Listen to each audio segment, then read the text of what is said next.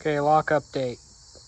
Now I see the spring isn't shaped how it was in the last video. I had to remake it because I just couldn't get that curl to behave how I wanted it to, so I made a V spring.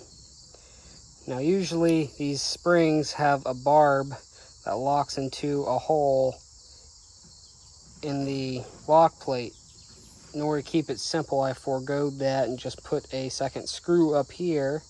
I could have put 2 screws here, but I didn't leave myself enough material to add a second screw. The frizzen is now heat treated, as is the spring.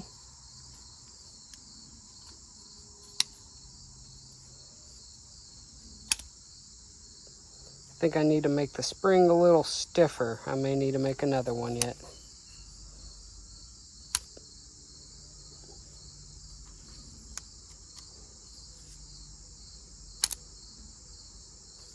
Now this is just a really dull flint I had laying around, but the first time I put this together, pull it back and let it go, I actually got a spark off this thing.